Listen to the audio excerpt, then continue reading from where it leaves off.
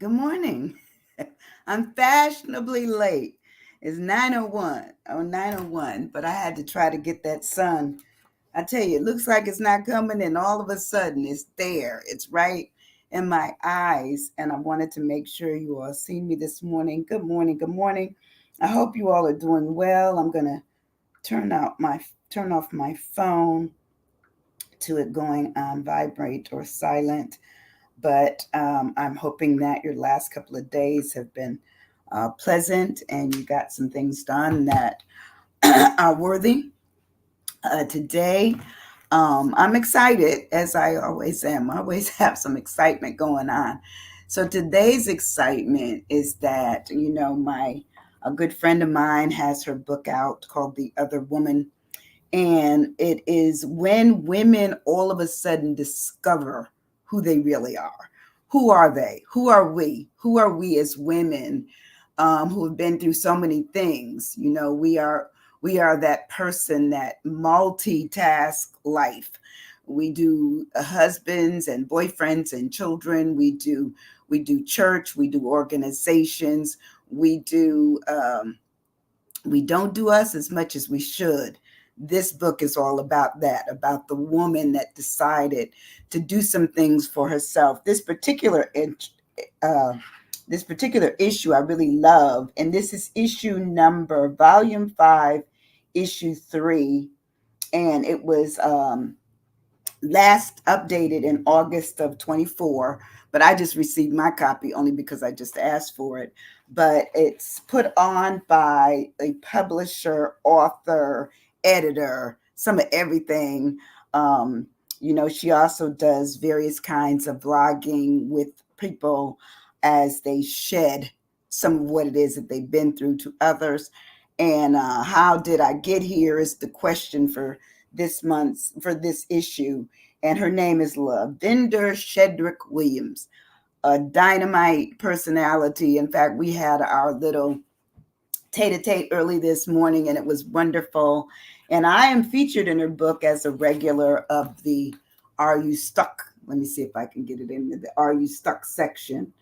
And this issue, I happened to do it on stream because I was on the whole concept of children going back to school and what it is that we need to do as parents, as grandparents, as aunties, as uncles, as just friends. How should we look at the importance of what STEM is all about, which talks about science, technology, engineering, art. Okay, and that could be the physical art, the vocal art, it could be so many forms of art, the art of dance, all of that is included. And then, of course, we have to look at the whole concept of where mathematics plays a big part in our lives. So, this issue is really good. It has also some information here on some dynamic women, and she doesn't exclude men. Men are entitled to come on in and share where they're at with women and themselves along the years. It has a feature of Mamie Webb Hickson, who everyone, if you live in Pensacola, you know that name. She's an English professor at the University of West Florida, a dynamic woman constantly in the fabric of the community doing something for someone. So I'm real excited to be a part of Mamie's uh, every now and then get-togethers that she has, and she has a wonderful article in here on her having turned 78. And this issue is called Her Time, and it says that time is not just a number. Okay, time is just what it is. You can do anything you want in life when it is your time, but if you're constantly thinking that society is telling you, oh, you're too old for that, you're too young for that, that's not your, don't listen to them. Listen to your own time, your own clock of what it is that you want to do in your own time, your own way. um, so that's my info for today. That's my first info for today. Today our word is quisling. Unusual word, huh? Quisling, but you'll find out that it has some words associated with it that makes it very understandable. um the word first came about, let me see, I think It was post World War II. And it says quisling is a term used in the Scandinavian languages and in English to mean a civilian or a politician of an occupied country who collaborates with an enemy, occupying or, force, or more generally as a synonym for being a traitor or a collaborator. So I thought the word was really interesting in our political times, what is really going on. I am not political. This program that I do online, Are You Stuck, is not political. I'm just trying to get us to think for ourselves, have your own voice. That's why it says, Are you stuck? It doesn't say, I'm going to tell you what I'm not. I'm just gonna point out that there's more words to have discussion about. And it says quisling was applied to some who cooperated with the communist takeovers, as in an illustration of the renegade social democrat Zdeněk Fleringer of Czechoslovakia, who was frequently derided as the Quisler. And so sometimes you may see this word and you don't know what it means, but that's what it means. It means where someone has collaborated with someone considered to be, or an organization, or some considered to be less practical, less right. So that's what it's looking at. The word originates from the surname of the Norwegian wartime leader, and his name, it says Vidkun Quisling, who headed the Nazi collaborationist regime during World War, II. So collaboration we do all the time. So my question this morning: do you find it difficult to remain loyal to your own beliefs? People sometimes can help us along. They can skew us to the left. They can skew us to the right. But how strong are we to stand up on what we believe to be reasonable, to be righteous, to be, I would say right. How do we fare with that? And so I also found a poem here. Let me see if I found that poem. I had a little poem that talked about the liar, because a lot of times people who have decided to go with something else, it says they're considered to be a turncoat. I always looked at people who were like a Paul Revere. They would say, "Oh, you're Paul Revere," well, no, you're not just maybe saying it. You may also be looking at how sometimes we just easily are swayed. We're easily swayed. Not just that something is coming, but that we've joined the thing that's coming. So sometimes it's very difficult for us to remain straight and narrow in our own path of doing what we would consider to be as right as we possibly can. So I found this poem online, and it talked about being traitor. And it says, I water you not to gain something. So quisling doesn't have to just be in the form of trading country and all of that, okay? Or trading party, trading anything, religion, whatever. It also could be in love. It could be in your loyalty to the jobs you work for. It can be in some of anything. So as traitor, it says, I water you not to gain something, but you stung me with your thorn, just with benefits. So sometimes we end up just realizing that we stayed too long at the fair. We were with somebody that we shouldn't have been with. We how many young people got in trouble when they were young by who they associated with, only to find out later on the other person didn't have time to serve, or a record that can never be never be mended, or very, very difficult to have it mended or amended. They end up, they're not even talking to those people anymore. So sometimes we have to realize that path we take may not end up where we arrive at has the same people that we started out the journey with. We just have to pay attention. We have to pay attention. The other one talks about the liar, the coward, the turncoat she became through time, how English it was of her. And I don't know who this person is talking about at the end of the quick read. And it was written by Dennis Ryan. And it says she wasn't born a liar or a coward or a turncoat. She became one through time to suit herself. How English of her. I guess that's how privilege works. To her way of thinking, through privilege, she is not and never will be so.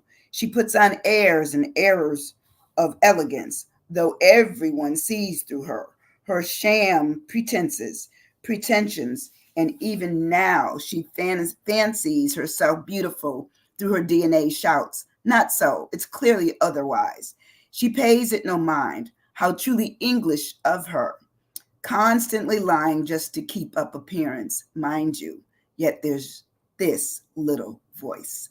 So sometimes you may hear from other people who just are speaking at what you're saying, but saying it in such a way that you might even miss it because you've bragged, you've boasted, you put yourself in a position of ridicule, but you don't want to be ridiculed. You know, you think what you're saying is right, and sometimes we do. Let's face it, we do it all the time. Good morning, Miss Rosie. How are you doing, my dear friend? I hope you're doing well, and the as they say, the day has started to a beautiful beginning with whatever that you do in your morning. Sometimes I'm not late in getting my stuff together, but I had a long night last night doing some work, and then I got up early this morning and had a long talk with a person, and now I'm on to this. So let's talk about Quisling. That's our word for the day. Quisling is Quisling.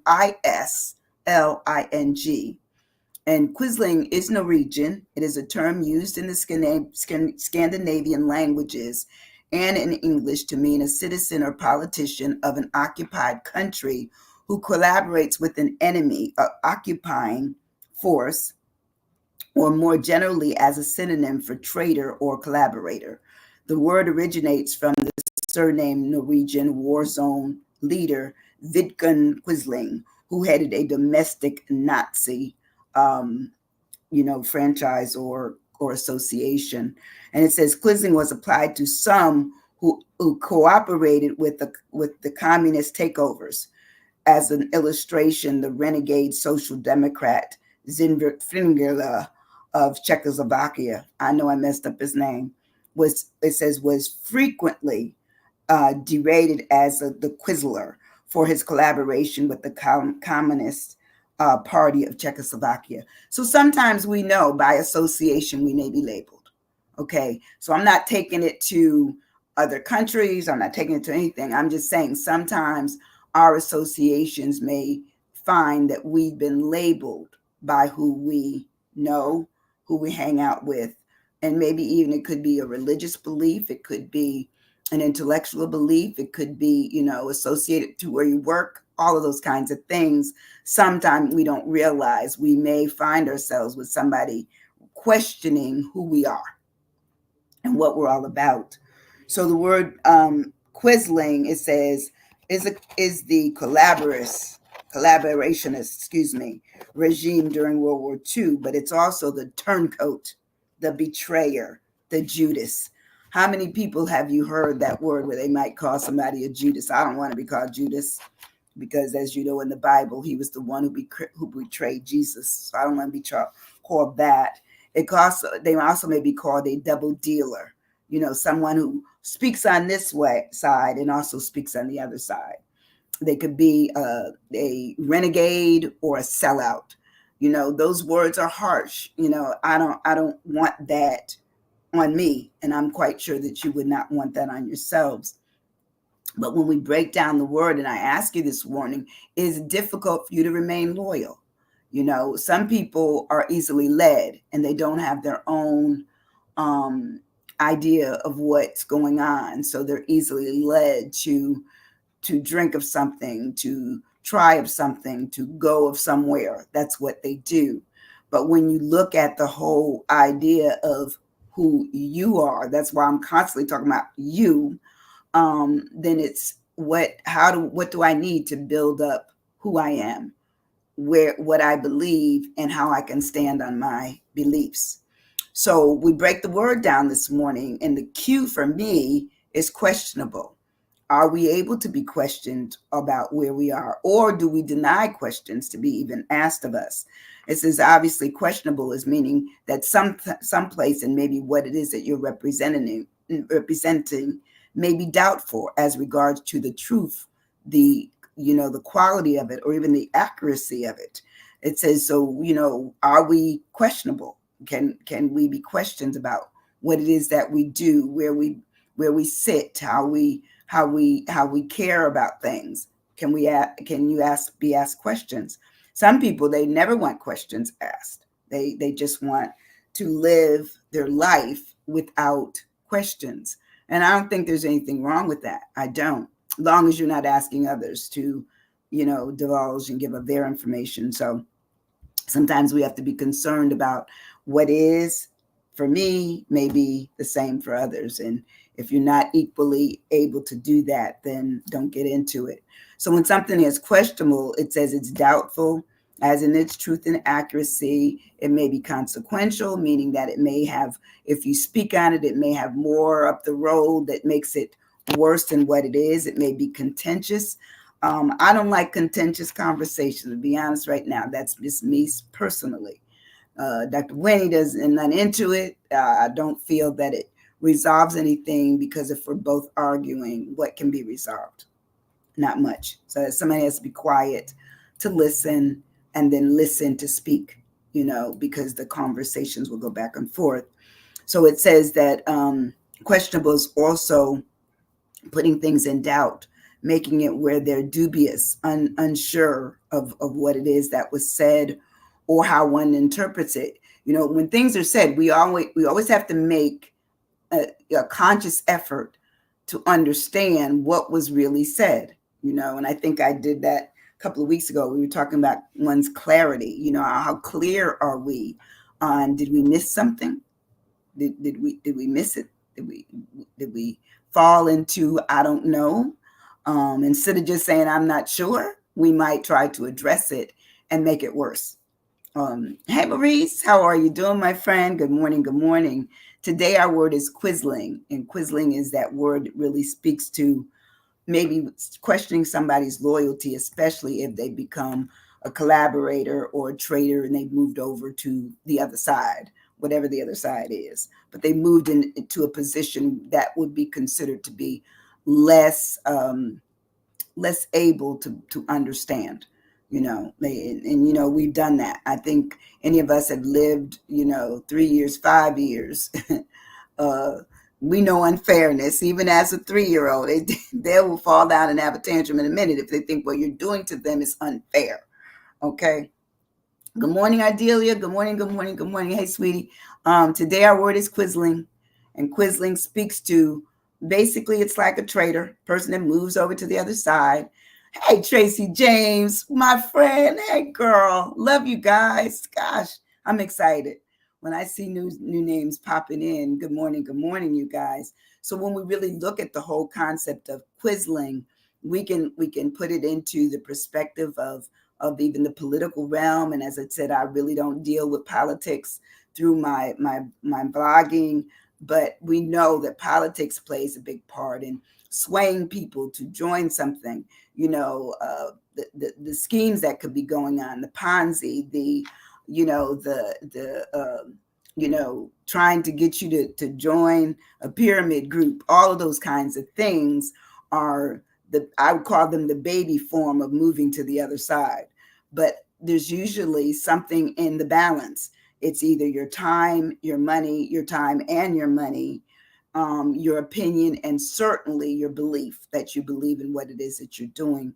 So my first cue, obviously, my first letter for this talked about it being questionable, meaning sometimes we have to question ourselves. Where are we? What do we really got going on? What's really the situation? But it says that in that questioning, there may be more questions and it may become problematic.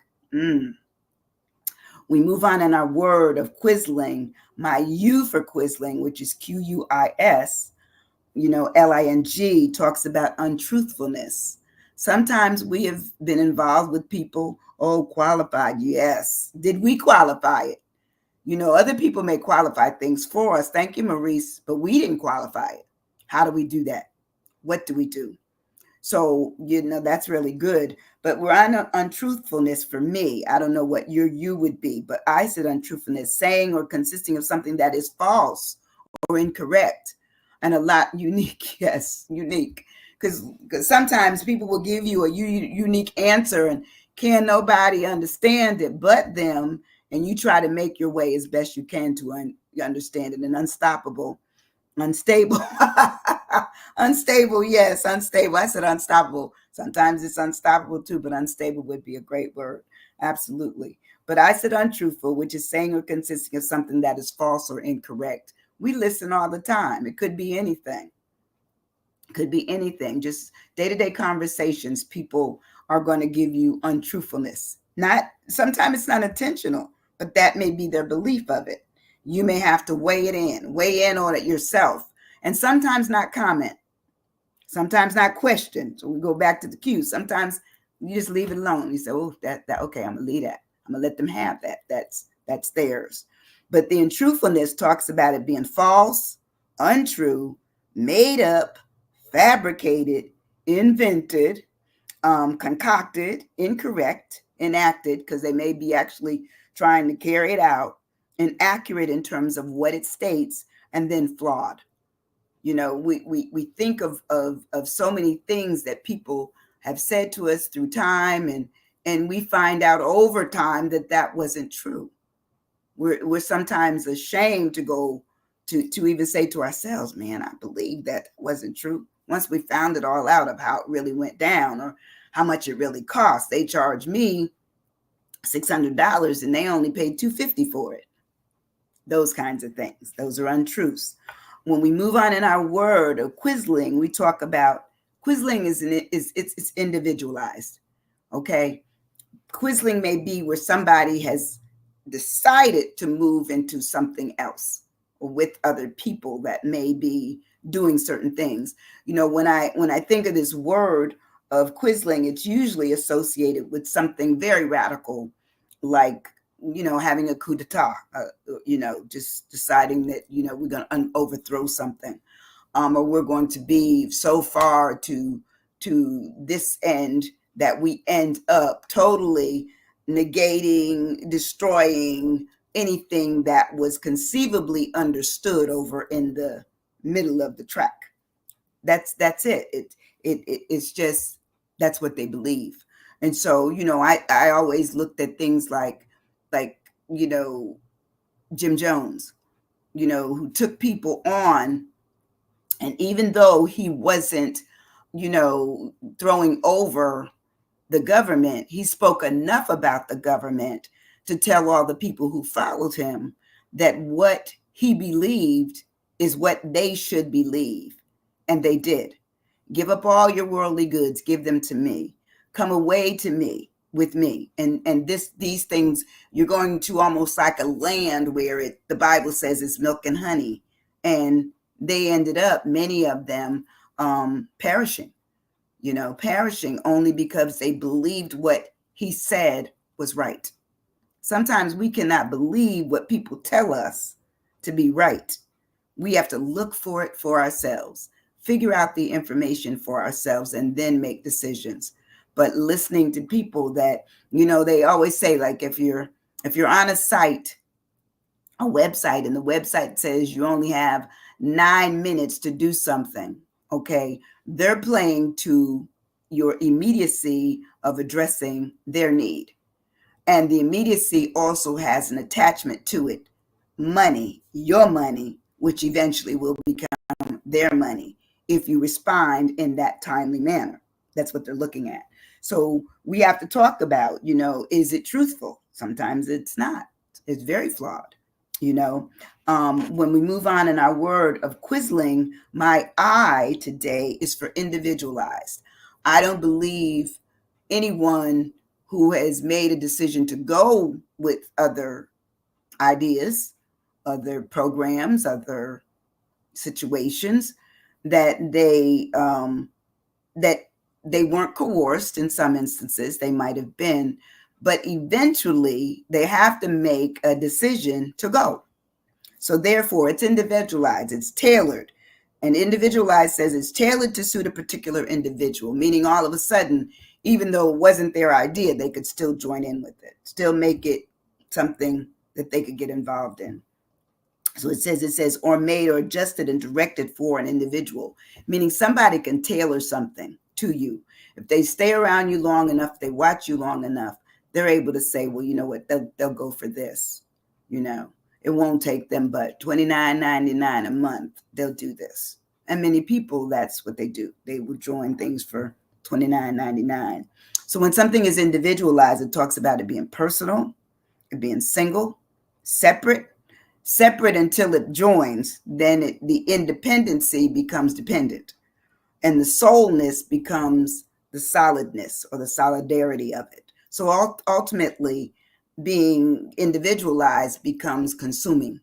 You know, all of a sudden you've changed the order or the pecking order of what it is that you might be involved in, because someone else may be calling the shots, calling what is required of you.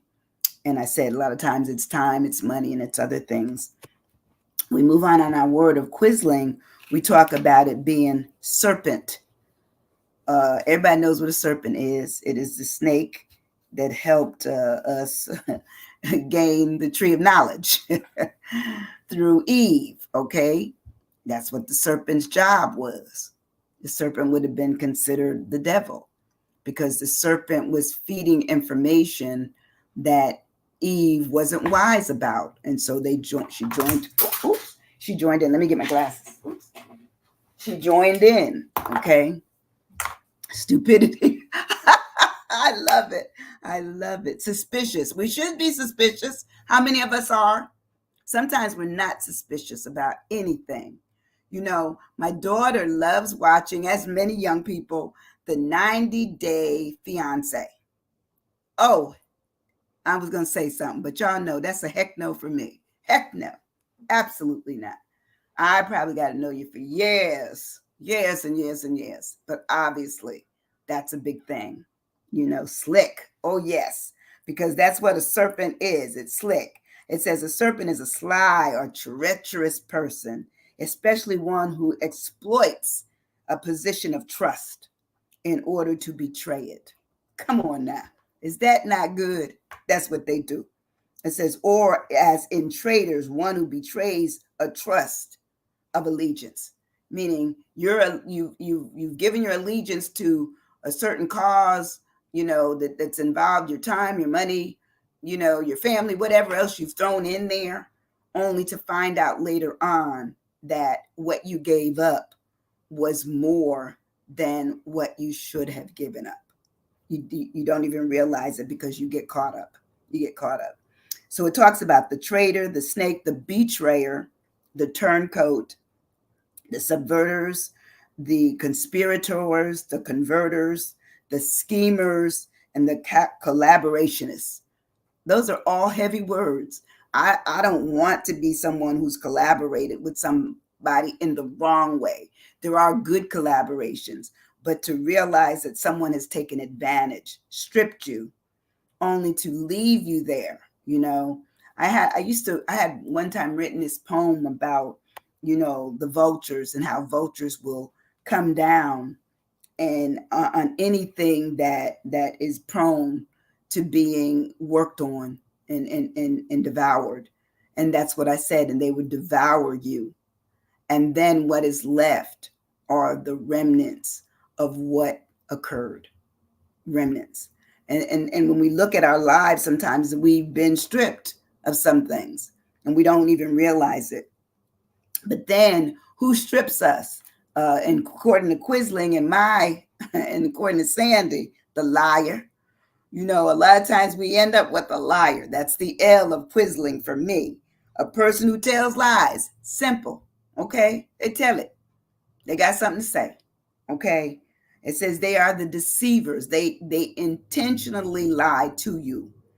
They're the fibbers, the falsifiers, the teller of lies, the fabricators. Do we not know some? Have you not met some during your lifetime?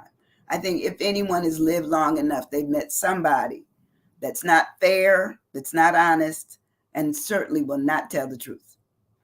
They just don't. It's easier for some people, it's easier to lie than to tell the truth. And sometimes they tell the lie so well, even they believe it. Come on now. They believe it. It is what it is. Like, wow, how could you? It's easy. It's easy for them to believe their own lies because they tell them enough. But I always remember, my mother telling us when we were little, a lie will force you to lie over and over and over again.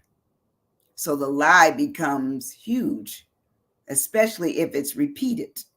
And most of the time, if it's something that you are defending, well, in your own defense, you're going to try to defend yourself well.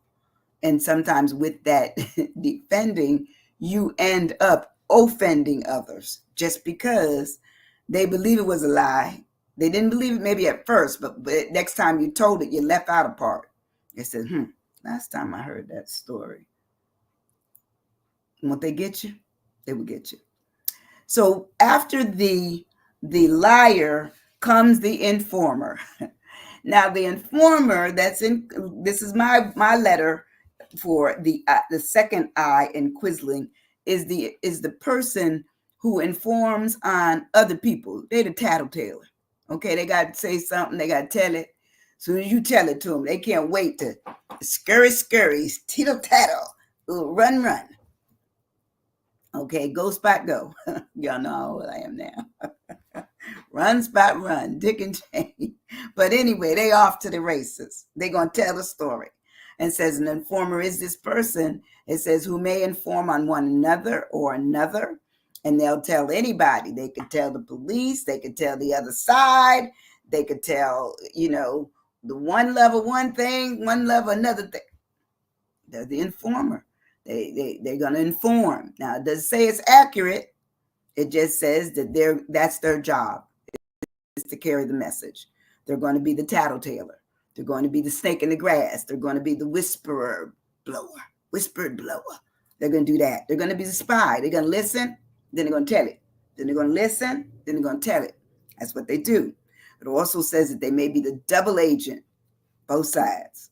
They're working from the middle. Tearing up, meaning that they know more because they know both sides. That's what they do.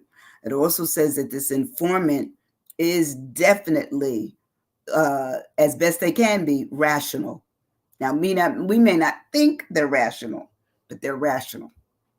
They've made a decision to make it as a convincing story as possible. So even when I always used to look at, and I still do, I love American Greed. That's probably why number one. And it makes me mad when I can't find, them as frequently as they used to be on CNBC. But CNBC, I guess, has just sold other stuff to people. They bought other stuff in terms of putting on their station. But I love, American Greed. I used to love 48 Hours, and I just like crime stuff, like are they going to get them? Where's the lie? Who's the informant? What is really going on? But I look at that as saying, wow, that's life in the raw. The fact that these are real cases. They're not made up. Most of us probably will not be in that kind of snarling and problem in our lifetime. I think there's some people who are destined to be in crime. There's others destined to be fighting crime. And there's, like me, those who just want to look at what happened, okay, in the crime area. But I don't want to be a part of it. Never, never, never. So anyway, when we talk about that informant, we understand what their job is, or jobs, because sometimes they're multiply applied. So then we look at the N in my word for Quisling talks about the notifier. They're like the informer, the notifier. Hear ye. They up on a block telling the story. They running over here and telling it there. They running over there. They're also like the tattletailer, but basically they're the announcer. Like if something bad happens, they're the first to tell it. We used to, in New York, we used to have a lady every time something happened. I hope her folks ain't watching. She'd be out on the block. Keep the kids home. Keep them home. And she'd be telling the story. What happened? Yeah, found them down in the basement and what? Okay, we didn't need all that information. But she would be on the corner like a town crier, notifying everybody that they needed to keep their children home. That's what she said. Keep them home. And not always did they. But anyway, the notifier is to give formal notice to, or to give notice of anything as report of an occurrence that took place, to inform, to advise, to apprise, to announce to somebody, hey, did you hear this? They first to tell it.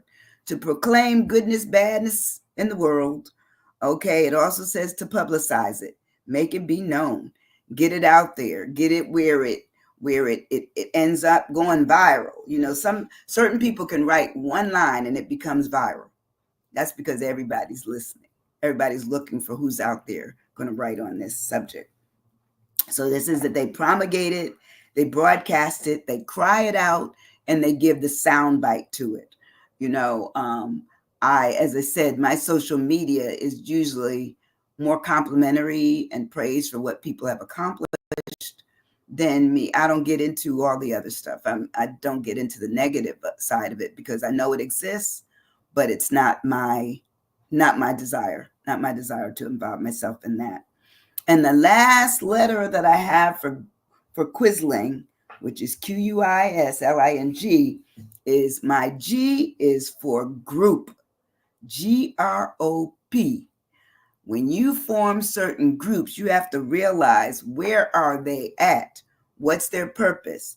Fraternity, sorority, even certain religions, even certain churches, because sometimes the church's doctrine might be different than what you're used to or what you've known in the past. So those kinds of things, any kind of social groups, all those kinds of things form this group that even if you're not the person that's being the spokesperson, what the group is emitting in terms of what's out there in the airways, what are we doing, what's in the community, what are we a part of, all of that, then that's looking at the entire cluster. So sometimes we have to be careful of the groups that we join or whatever else that we do, because there's always this thing, as much as we try to protect it, it's our reputation. So the group is going to be the cluster, the batch, because people will batch you, even though you may be your own individual, they still will batch you. They'll bunch you together. It says that this collection of, oh, well, that's so-and-so and so-and-so. They always will associate with each other. It's an array of ideas that sometimes the ideas preempt the people. And then when they see the people, they say, oh, those are the folks that sometimes you have to figure out what is really being said or what's the statement being given. It talks about the assemblage where everybody is coming together for the purpose of whatever the group established for. And under Quisling, if it's established in the negative realm, then it may eventually get the negative attention or the attention that shows its negative side. Then you talk about the group where the bar has been set. And even though there might be an assortment of people, the assortment may also be what is putting out there that people can either grab onto or feel that they need to leave behind. So sometimes we as individuals have to go back and determine what is it that we really want to get out there and what is it that we are a part of. I know for myself, I'm not perfect. So I try to do as best I can the right thing for others in terms of what I just want to serve, because, I know for me, that's what I was given by God, is that we serve others and we serve them in such a way that what they get, hopefully is appreciated. But even if they don't say anything, we can still thank God for having given us the vision to do it. That's what I do. But anyway, that's our word for today, Quisling. Look out and see if you've ever seen anyone. Analyze your own background and things you've been involved in, or even looking at things that are happening currently in the world and see if Quisling is going on. That's all I'm going to say with that. I will see you on Friday. This is midweek. I have a thing I have to speak at tomorrow, and then another one on Sunday. And then I'm going to rest. I'm going to rest Sunday night. I'm going to rest Sunday night. But I will see you Monday. I see you Friday and then again on Monday. at 9 a.m. Central Standard Time. Central Daylight Time. We're getting ready to turn. So Standard's getting ready to come in here, and I think 2 weeks right around Halloween time. I know it comes in that weekend, so we will eventually change back to standard time. And I appreciate you. Love you so much. Love you, Ardelia, and everybody else that's on here. I appreciate you so much. The Lord keeps working with me with every day. I get up frantically thinking I don't have enough time. I'm like the rabbit in Alice in Wonderland. I'm late. It's not really that I'm late. It's just that I have a lot I want to say and get through in what I've been given to do while I'm here. So I love you guys. Appreciate you. Hit the share button and let this be shared. And I appreciate you so much. Have a good day. Thank you. Ciao bye. Oh, I said ciao. CIAO. Italian. Bye-bye.